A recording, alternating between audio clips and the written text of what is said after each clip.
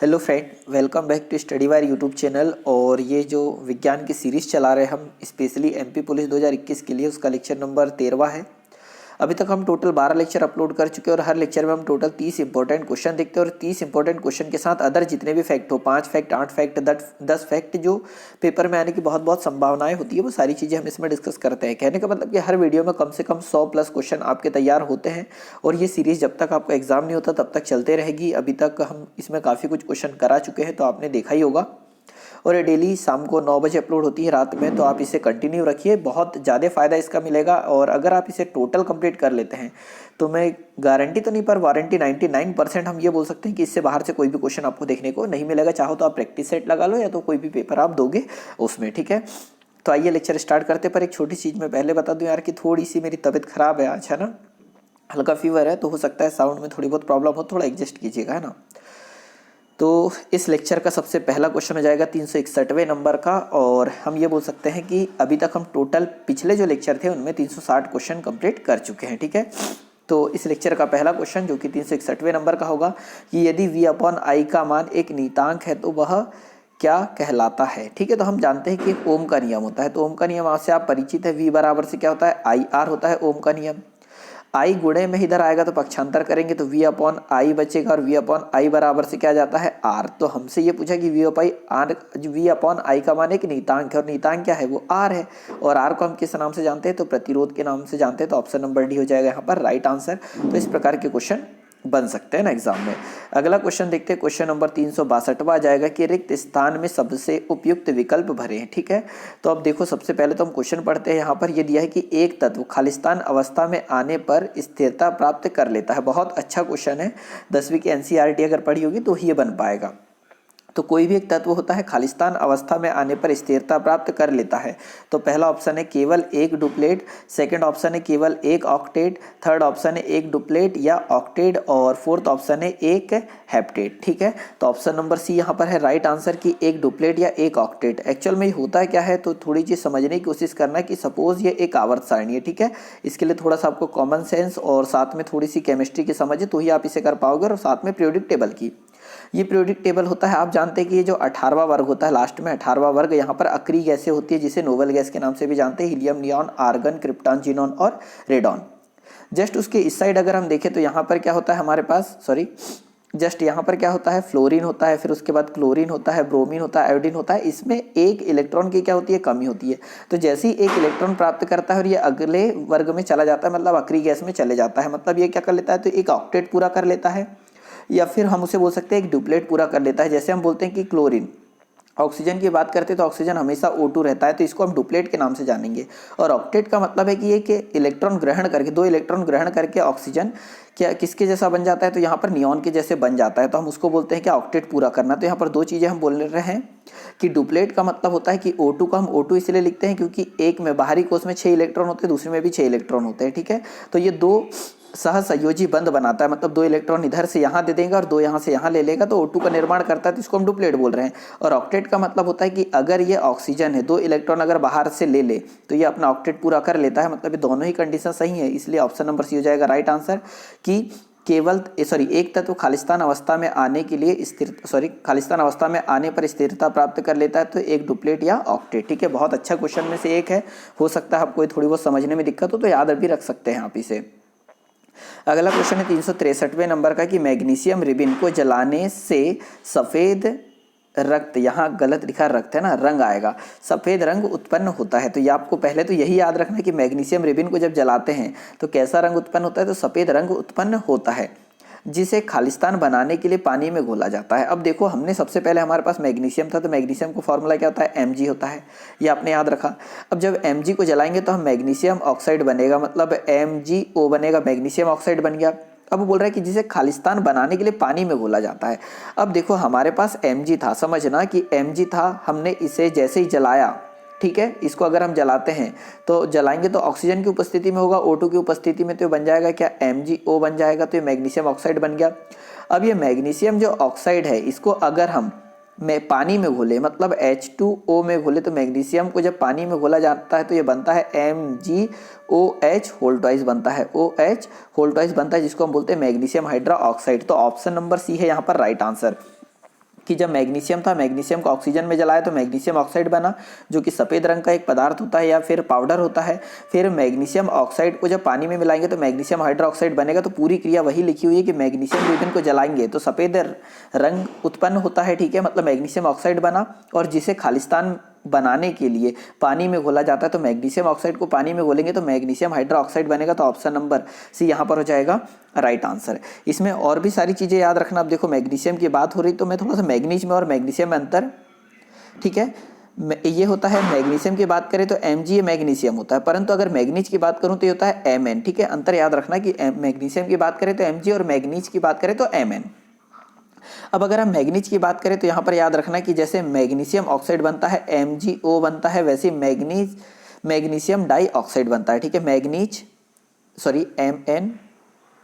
MnO2 manganese dioxide बनता है, जिसे विध्रुवक का कार्य करते हैं, मतलब इसे बोलते हैं विध्रुवक का कार्य करना, जो कि शुष्क सेल में यूज किया जाता है। एक चीज और याद रखना कि मैग्नीशियम हाइड्रोक्साइड जो होता है ना, यहाँ पर जो बना हुआ है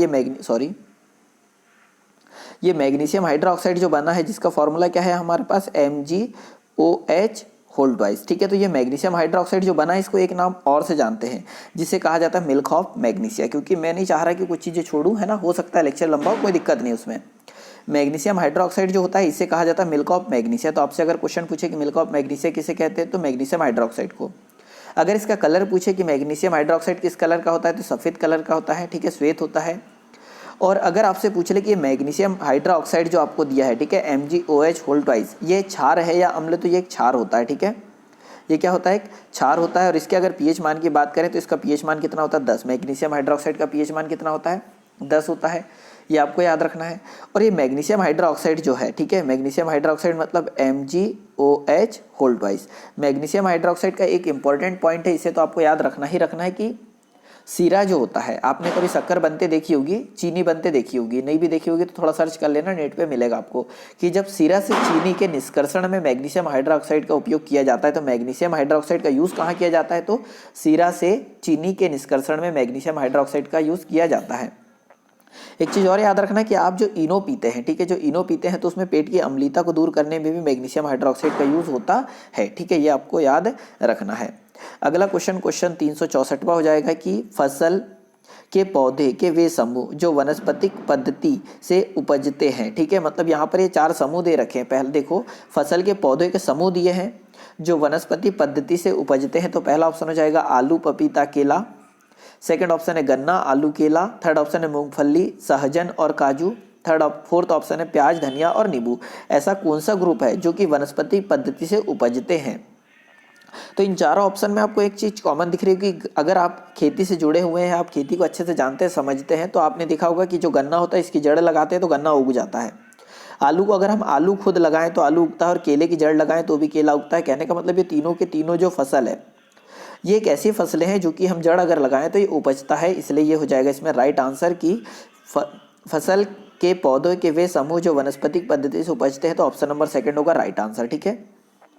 अब ये क्वेश्चन आया तो मैं 2-3 चीज़ें बता दूं, आप इसे याद रखिएगा, क्योंकि आने वाले क्वेश्चनों में हमें जब मिलेगा तो उतना डर नहीं रहेगा। एक होता है ग्रेमिनेसी कुल, ठीक है, याद रखना, एक होता है ग्रेमिनेसी कुल। 1 मिनट में यहाँ लिख दूँ, ग्रेमिनेसी कुल, ठीक है, एक ग्रेमिनेसी कुल होता है। इसमें जो पौधे आते हैं उन पौधों के नाम अगर याद रख सको तो बहुत ज़्यादा अच्छी बात होगी।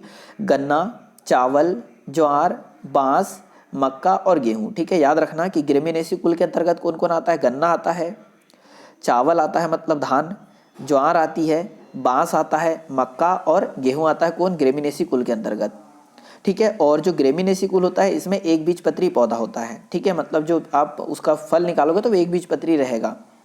और वैसे ही एक होता है सोलिनेसी कुल, ठीक है, आपको सोलिनेसी कुल याद रखना है क्योंकि इससे ज़्यादातर क्वेश्चन पूछे जाते हैं, इसीलिए मैं इनके नाम आपको बता रहा हूँ, सोलिनेसी कुल। और सोलिनेसी कुल के अंतर्गत जो फल आते हैं या जो अनाज आते हैं उनके नाम आपको याद रखना है कि आलू, मिर्च, बैगन, धतूरा और टमाटर आदि आते हैं। सोलिनेसी कुल के अंतर्गत क्या क्या आते हैं, तो आलू, मिर्च, बैगन, धतूरा, टमाटर आदि आते हैं, और ये द्विबीजपत्री होता है, ये आपको याद रखना है। और हार्टिकल्चर आपने सुना होगा, ठीक है, हार्टिकल्चर में फल, सब्जियों तथा उद्यान पादपों का संवर्धन अध्ययन किया जाता है। मतलब सिंपल सी बात है कि हार्टिकल्चर के अंतर्गत फल और सब्जियों का, उद्यानों का अध्ययन किया जाता है। और एक मोस्ट इंपॉर्टेंट पॉइंट यहाँ पर कि एग्रोस्टोलॉजी, ठीक है, याद रखिएगा क्योंकि आपको पुस्तकों में नहीं मिलेगा। एग्रोस्टोलॉजी, एग्रोस्टोलॉजी, ठीक है। एग्रोस्टोलॉजी इसके अंतर्गत किसका अध्ययन किया जाता है? तो घास जो होता है ना, घास का अध्ययन किया जाता है एग्रोस्टोलॉजी के अंतर्गत। तो ये सारी चीजें आपको याद रखना है। फाइनली इस क्वेश्चन का आंसर क्या था हमारा? तो सेकंड। अगला क्वेश्चन है क्वेश्चन नंबर 365 होगा। 365वां क्वेश्चन यहाँ पर हो जाएगा कि किसने यह खोजा कि हर 8वें तत्व के गुण पहले तत्व के समान है। तो ये बहुत एक सिंपल सा क्वेश्चन हो जाएगा और आप 99% स्टूडेंटों को पता होगा अगर आप शुरू से ये लेक्चर देख रहे हैं तो, मतलब शुरू से मीन्स पहले लेक्चर से। तो किसने यह खोजा कि हर 8वें तत्व के गुण पहले तत्व के समान होते हैं? तो पहला ऑप्शन है न्यूलैंड, सेकंड ऑप्शन है मोजले, थर्ड ऑप्शन है डोबेराइनर, फोर्थ ऑप्शन है मेंडली, ठीक है। तो ये कौन ने खोजा था? तो न्यूलैंड ने खोजा था। न्यूलैंड का अष्टक नियम, ठीक है, जिसमें पहले तत्व कौन से संबंधित होता है? तो 8वें तत्व संबंधित होता है। ये याद रखना कि न्यूलैंड का अष्टक नियम कब दिया गया था? तो एनसीईआरटी के अनुसार 1866 में दिया गया था। कौन सा? न्यूलैंड का अष्टक नियम, ये आपको याद रखना है यहाँ पर। और न्यूलैंड के अष्टक नियम में टोटल कितने, जो उसने टोटल तत्व की बात की थी, तो टोटल कितने तत्व थे? 56 तत्व थे, ये आपको याद रखना है। न्यूलैंड का अष्टक नियम कहाँ तक लागू होता था? तो कैल्शियम तक लागू होता था, ये भी आपको याद रखना है, ठीक है। तो देखो हमको यहाँ 4 पॉइंट मिल गए कि न्यूलैंड का अष्टक नियम आया था कब? 1866 में। टोटल कितने तत्व थे? 56 थे। कहाँ तक लागू होता है? तो कैल्शियम, और कैल्शियम का परमाणु क्रमांक होता है 20, ठीक है, ये आपको याद रखना है। और जो न्यूलैंड, एक इंपॉर्टेंट क्वेश्चन कि न्यूलैंड थे कहाँ के? तो ये ब्रिटेन के थे, ठीक है, याद रखिएगा ये कहाँ के थे? ब्रिटेन के थे। ये चीज़ें आपको याद हो गई। अब थोड़ा सा मोजले की बात कर लेते। तो मोजले ने क्या करा था? आधुनिक आवर्त सारणी दी थी। ये जो आज आप देख रहे हैं ये आधुनिक आवर्त सारणी दी गई थी मोजले के द्वारा, जो कि 1913 में दी थी, ये आपको याद होगा। और आधुनिक आवर्त सारणी में टोटल तत्व कितने हैं? तो 118 तत्व है। इसी में अगर हम बात करें तो टोटल प्रकृति में कितने पाए जाते हैं आधुनिक आवर्त सारणी के अनुसार? तो 94। टोटल आधातु कितनी है? तो 22 है, ये आपको याद रखना है, ठीक है। और मोजले की अगर बात करें तो मोजले कहाँ के थे? तो ये भी ब्रिटेन के थे। एक मोस्ट इंपॉर्टेंट क्वेश्चन निकल के आता है कि ये इन्होंने मेंडलीव की आवर्त सारणी दी है, सॉरी मोजले ने आवर्त सारणी दी है, तो आपको पक्का ये भरोसा होगा कि ये रासायनज्ञ थे होंगे। परंतु एक चौंकाने वाली बात है कि जो मोजले थे ना वो रासायनज्ञ नहीं थे, वो फिजिशियन थे, मतलब फिजिक्स के ज्ञाता थे, परंतु उन्होंने आवर्त सारणी दी गई है मोजले के द्वारा, तो आपको याद रखना है, ठीक है।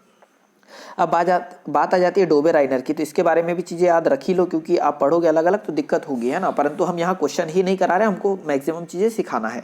मेन उद्देश्य है कि हम जो भी ऑप्शन ले वो ज़्यादा से ज़्यादा आप चीज़ें सीखें, है ना। और आपको अगर कुछ प्रॉब्लम हो तो कमेंट बॉक्स में कमेंट कर देना, मैं चीज़ें कम भी कर सकता हूँ, कोई दिक्कत नहीं है। तो डोबेराइनर के त्रिक नियम की बात करें तो 1817 में दिया गया था, ये आपको याद रखना है। टोटल कितने त्रिक इन्होंने बताए थे? तो मात्र 3 त्रिक बनाए थे। कौन ने? डोबेराइनर से, ये आपको याद रखना है। अगला ऑप्शन दिया है मेंडलीफ, और मेंडलीफ की जो आवर्त सारणी आई थी तो वो आई थी आप यहाँ याद रखना है कि 1869 में इन्होंने मेंडलीफ ने आवर्त सारणी दे दी थी। परंतु पत्रिका में कब प्रकाशित हुई थी, ऐसा पूछा जाता है कि मेंडलीफ की आवर्त सारणी पत्रिका में कब प्रकाशित हुई थी? तो ये 1872 में हुई थी। ये दोनों क्वेश्चन आपको एनसीईआरटी में पढ़ने को मिलेंगे कि मेंडलीफ की आवर्त सारणी दी कब गई थी? तो 1869 में, और ये पत्रिका में कब प्रकाशित हुई थी? तो 1872 में, ठीक है। तो ये चारों ऑप्शन हमने देख लिए, परंतु हमारा क्वेश्चन था कि किसने खोजा कि हर 8वें तत्व के गुणधर्म पहले के समान होते हैं? तो न्यूलैंड, ऑप्शन नंबर फर्स्ट है राइट आंसर, ठीक है। और जितनी चीज़ें मैंने बताई अगर नोट्स बना रहे हैं तो अच्छी बात है, बाकी आप इसको 2-2 बार कम से कम देखिए और एक बार पेपर के टाइम देख लेना, तो इतने में आप बहुत अच्छा इसमें कर पाएंगे। अगला क्वेश्चन तो आप चौंकाने वाला है कि केल्विन पैमाने पर मानक कक्षीय तापमान कितना होता है, ठीक है। मानक कक्षीय तापमान कितना होता है? तो सबसे पहले आपको मानक कक्षीय तापमान पता होना, ठीक है। तो इसके लिए आप क्या करो, एनसीईआरटी पढ़ो क्लास 10th, तो ज़्यादा बेटर रहेगा। मैं आंसर पे चलता हूँ। पहला ऑप्शन है 98 केल्विन, सेकंड ऑप्शन है 198 केल्विन, थर्ड ऑप्शन है 273 केल्विन, और फोर्थ ऑप्शन है यहाँ 373 केल्विन। तो केल्विन पैमाने पर मानक कक्षीय तापमान जो होता है वो होता है 98 केल्विन, मतलब ऑप्शन नंबर फर्स्ट है यहाँ पर राइट आंसर, ठीक है। तो ऑप्शन नंबर फर्स्ट हो जाएगा राइट आंसर, ये आप याद रखना। अब केल्विन की अगर बात हुई है तो केल्विन के 3 से 4 पॉइंट आप याद रख लो कि केल्विन पैमाने पर जल का जो हिमांक होता है वो होता है 273 केल्विन, ठीक है। जल का हिमांक कितना होता है? 273 केल्विन होता है। जल के अगर क्वथनांक की बात करें केल्विन पैमाने पर तो होता है कितना? 373 केल्विन होता है जल के पैमाने पर। एक क्वेश्चन पूछा जाता है कि केल्विन में, ठीक है, केल्विन जो होता है इसमें वस्तु का निम्नतम तापमान कितना हो सकता है? तो -273.15 डिग्री सेल्सियस हो सकता है, ठीक है। सॉरी, केल्विन के अनुसार किसी वस्तु का न्यूनतम तापमान कितना हो सकता है? तो ये डिग्री सेल्सियस लिखा, याद रखना 273.15 डिग्री सेल्सियस, ये आपको याद रखना है। और अगर आपको केल्विन पैमाने पर जो आप जिस रूम में बैठे हैं उसका एक सामान्य तापमान की बात करें तो केल्विन पैमाने पर एक रूम का सामान्य तापमान होता है कितना? 300 केल्विन, ये आपको याद रखना है, ठीक है। और एक मोस्ट इंपॉर्टेंट क्वेश्चन केल्विन की बात आ रही है, तो जो थर्मामीटर होता है, जो डॉक्टरी थर्मामीटर, वो केल्विन पैमाने पर काम करता है, आपको याद, सॉरी फ़ारेनहाइट पर काम करता होगा, ये आपको पता है, सॉरी, कि जो डॉक्टरी थर्मामीटर होता है फ़ारेनहाइट पर काम करता है, आपको पता होगा।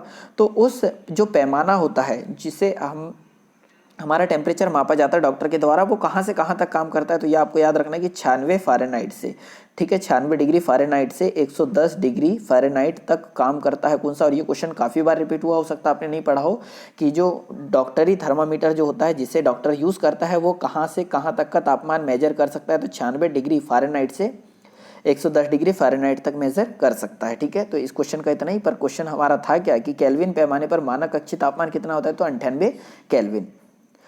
अगला क्वेश्चन है यहाँ पर, बहुत अच्छा क्वेश्चन हो जाएगा, 367वां की आग वायुमंडल कम हो रहा है क्योंकि, ठीक है। तो ये एक अच्छा क्वेश्चन होगा आप लोगों के लिए, हो सकता है कि पूरी लैंग्वेज भी नहीं हो, कि आग, वैसे ये आद्य है, ठीक है, जो आग है ना यहाँ पर वो आद्य है, आ दो ये, ठीक है, आद्य।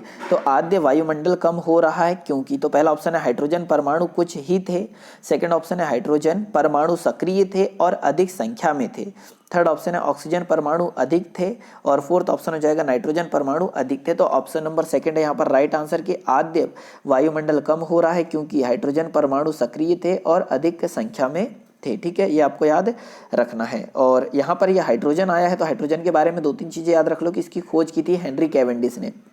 आपसे पूछ ले कि हाइड्रोजन की खोज किसने की थी, तो हेनरी कैवेंडिश ने की थी, ये आपको याद रखना है, ठीक है। और जो अम्ल होते हैं उसका मुख्य तत्व होता है कौन, हाइड्रोजन उसमें अनिवार्य होता है कोई भी अम्ल के लिए।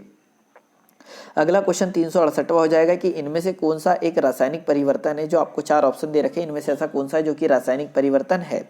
तो पहला ऑप्शन है मक्खन का खट्टा होना, सेकंड ऑप्शन है CO2 से सूखी बर्फ बनाना, थर्ड ऑप्शन है यह प्लेटिनम तार का गर्म होना, सॉरी एक प्लेटिनम तार का गर्म होना, और फोर्थ ऑप्शन है लोहे का चुंबकीकरण, ठीक है।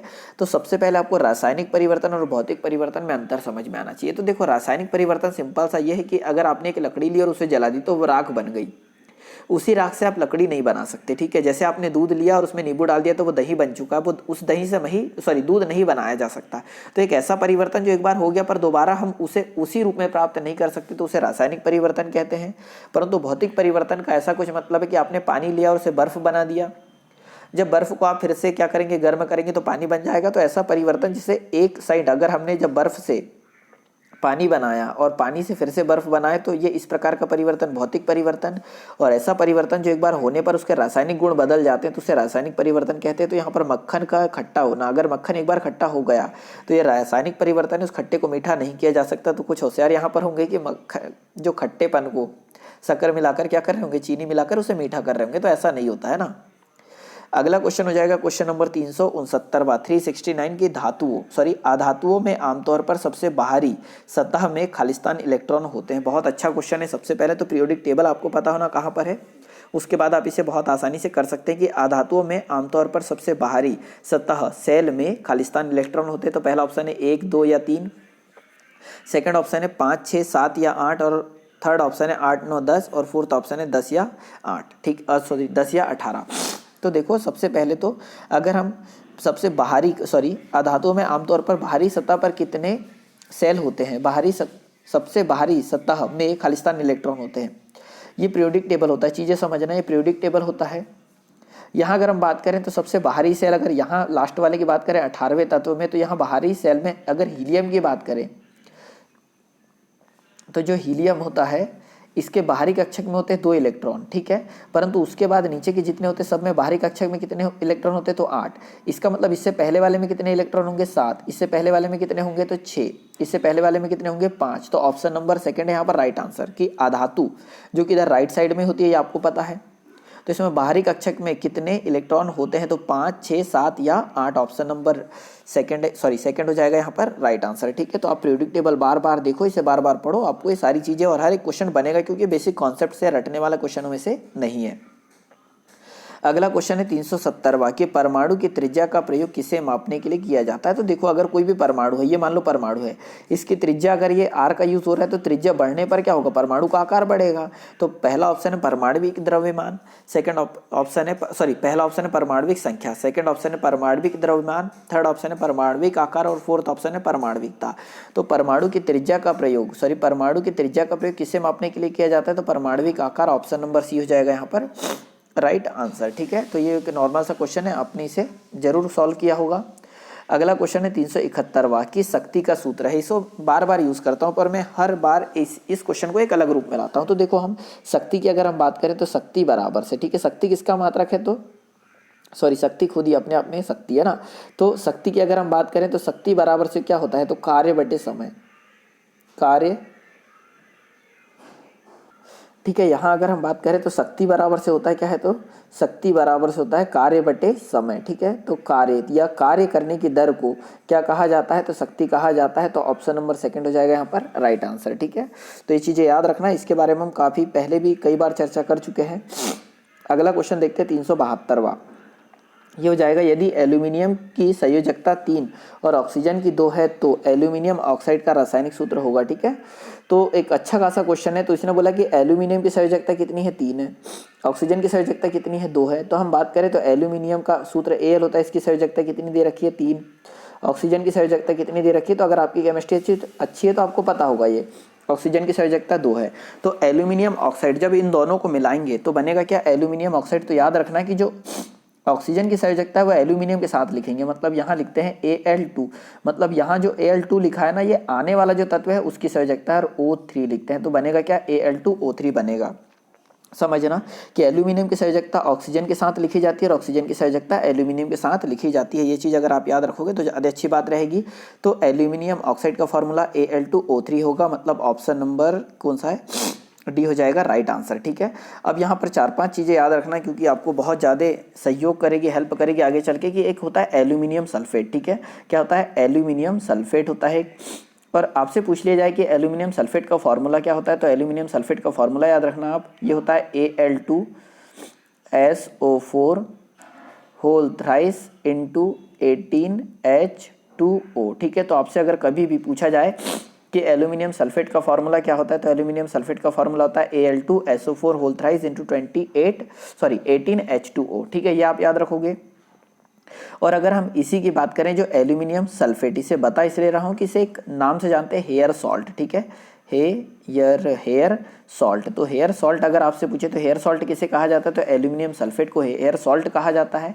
और यही हेयर सॉल्ट का फॉर्मूला क्या है, तो Al2SO4 whole thrice into 18H2O होता है। ठीक है, अगला एक और चीज़ आप याद रखना कि जो एल्यूमिनियम, एक होता है पोटास एल्यूमिनियम सल्फेट। ठीक है, पोटास एल्यूमिनियम सल्फेट जिसको हम पोटास एलम बोलते हैं। ठीक है, याद सुना होगा आपने फिटकरी, तो ठीक है, फिटकरी सुना होगा तो फिटकरी का फॉर्मूला यहाँ याद कर लो, अच्छी बात रहेगी। और ये इंपॉर्टेंट है, आपको इससे याद भी रखना है, K2SO4, ठीक है, Al2SO4 whole thrice into 24H2O। ठीक है, ये फॉर्मूला याद रखना, ये काय का फॉर्मूला है, तो पोटास एलम भी कहा जाता है इसे, या फिर हम ये बोल सकते हैं कि ये फिटकरी होता है। तो इसका फॉर्मूला है K2SO4 Al2SO4 whole thrice into 24H2। और एक चीज़ ये भी याद रखना कि एकमात्र ये यौगिक है जिसमें सबसे ज़्यादा जल के अणु होते हैं, कितने, 24, वो भी किसमें, पोटास एलम में। तो सिंपल सा हमारा जो क्वेश्चन था उसका ऑप्शन नंबर डी आंसर है ना, ये आप बिल्कुल मत भूलिएगा। और आप किस प्रकार सॉल्व करते हैं वो मैंने बताया आपको। अगला क्वेश्चन है निम्नलिखित में से किन स्थायी ऊतकों की कोशिकाएं मृत होती है। ठीक है, एक सिंपल सा क्वेश्चन है ये कि ऐसी कौन सी कोशिका है जिनकी ऐसा कौन सा ऊतक है जिनकी कोशिकाएं क्या होती है, मृत होती है। तो पहला ऑप्शन हो जाएगा पेरेनकाइमा, सेकंड ऑप्शन है कोलेनकाइमा, थर्ड ऑप्शन है स्क्लेरेनकाइमा और फोर्थ ऑप्शन हो जाएगा एरेनकाइमा। ठीक है, तो सब के सब पौधों में पाई जाती है। तो इनमें से ऐसी कौन सी है जिसमें मृत कोशिकाएं पाई जाती है, तो ऑप्शन नंबर सी है यहाँ पर राइट आंसर। 9th क्लास की पुस्तक अगर आप पढ़ोगे ऊतक वाला चैप्टर, तो हर एक एक चीज़ आपकी क्लियर हो जाएगी। तो स्क्लेरेनकाइमा, इसका ऑप्शन नंबर सी है राइट आंसर। ठीक है, जो स्क्लेरेनकाइमा होता है, तो एक बेसिक अगर चीज़ में बताऊँ तो आपके आसपास कोई पेड़ होगा तो उसके पेड़ की जो, ये इस प्रकार से पेड़ हो गया, ठीक है, इस पेड़ की जो बाहर की जो छाल होती है ना वो सूख चुकी होती है, ठीक है, बाहर गिरने लगती है इस प्रकार से एक पपड़ी बन के, तो वही होता है क्या, स्क्लेरेनकाइमा होता है। और वह मृत कोशिकाओं से मिलकर बना होता है, ये आपको याद है। रखना है, ठीक है। और एक चीज़ और याद रखना कि जो स्क्लेरेन काइमा होता है इसमें जीव द्रव्य नहीं पाया जाता है। आपने देखा होगा कि वो एक जो पेड़ की बाहरी छाल होती है वो पूरी सूखी होती है, उसमें कोई भी लिक्विड नहीं पाया जाता। तो हम ये बोल सकते हैं कि जो स्क्लेरेन काइमा में कोई भी जीव द्रव्य नहीं पाया जाता है।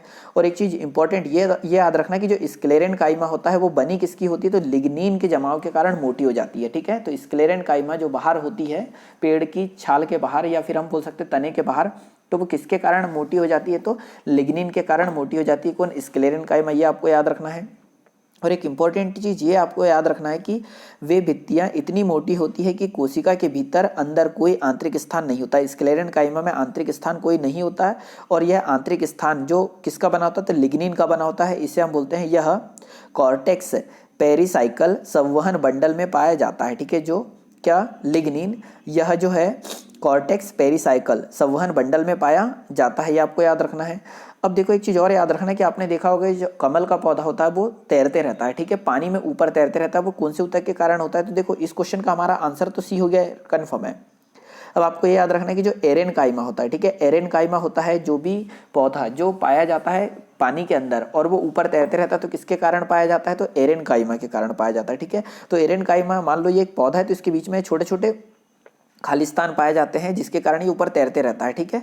और ये याद रखना कि एरेन काइमा, मतलब आपने कमल का पौधा देखा होगा तो हल्का गुलाबी कलर का होता है, तो वो किसके कारण होता है, तो उसमें एक मृदुतक पाया जाता है या एक हरित लवक पाया जाता है जिसे बोलते हैं कोलेन काइमा, ठीक, सॉरी क्लोरेन काइमा। क्या पाया जाता है, क्लोरेन काइमा नाम का एक हरित लवक पाया जाता है, किसमें, एरेन काइमा के अंतर्गत आता है क्लोरेन काइमा, जो कि जल में उगने वाले पौधों को प्रकाश संश्लेषण क्रिया करने में सहायता करता है। अगला क्वेश्चन हो जाएगा क्वेश्चन नंबर 374।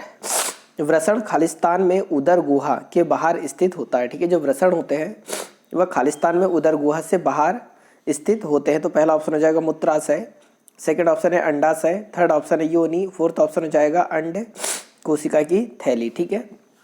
तो ऑप्शन नंबर डी है यहाँ पर राइट आंसर कि जो वृषण अंड कोशिका, ठीक है, अंडकोश की थैली में उदर गुहा के बाहर स्थित होते हैं। और वृषण यह नर जनन अंग होते हैं, ठीक है। जो वृषण होते हैं यह क्या होते हैं, नर जनन अंग होते हैं। यह शरीर के बाहर इस क्रोटल कोश में स्थित होते हैं। याद रखना कि जो वृषण होते हैं वो शरीर के बाहर इस क्रोटल कोश में स्थित होते हैं। और वृषण के अंदर स्थित अंतरालीय कोशिकाएं और लीडिंग सेल से नर हार्मोन स्रावित होते हैं। और नर हार्मोन क्या होता है, तो एंड्रोजन होता है, ठीक है। एंड्रोजन होता है नर हार्मोन और सबसे महत्वपूर्ण एंड्रोजन हार्मोन होता है टेस्टोस्टेरोन, ठीक है। ये आपको याद रखना है। अगला क्वेश्चन, क्वेश्चन नंबर 375वां हो जाएगा कि एडोब सिस्टम का भारतीय अमेरिकी सीईओ कौन है, ठीक है। ये करंट का क्वेश्चन डल गया है तो डायरेक्ट इसका आंसर याद रख लीजिए। ऑप्शन नंबर सेकंड है राइट आंसर, शांतनु नारायण। अगला क्वेश्चन हो जाएगा 376 की वनस्पतिक भागों या बीजों के बजाय कोशिकाओं के माध्यम से नर पौधों को उगाना, ठीक है। एक बार और क्वेश्चन देख लीजिए 376वां की वनस्पति भागों या बीजों की बजाय कोशिकाओं के माध्यम से नए पौधों का उगाना क्या कहलाता है। मतलब देखो वनस्पति भाग भी यूज नहीं हो रहे और बीज भी यूज नहीं हो रहे, परंतु कोशिकाओं के माध्यम से, मतलब जड़ या फिर कलम जिसको बोलते हैं, उसके माध्यम से नए पौधे उगाना क्या कहलाता है। तो पहला ऑप्शन है टिश्यू कल्चर, सेकेंड ऑप्शन है पुनः निर्माण, थर्ड ऑप्शन है यहाँ पर बहु विखंडन और फोर्थ ऑप्शन हो जाएगा छविचर विखंडन, ठीक है। तो ऑप्शन नंबर फर्स्ट है यहाँ पर राइट आंसर। तो दोस्तों ऐसा कुछ करते हैं कि मैं नहीं बोल पा रहा हूँ तो लेक्चर यहीं रोकते हैं, जो अगला लेक्चर होगा वो इससे आगे से कर देंगे, है ना। तो लेक्चर में इतना ही। लेक्चर अच्छा लगा तो इसे लाइक और शेयर जरूर करें, क्योंकि ऐसी कंडीशन नहीं है, थोड़ा फीवर तेज है तो मैं नहीं बोल पा रहा हूँ ये सारी चीज़ें, है ना।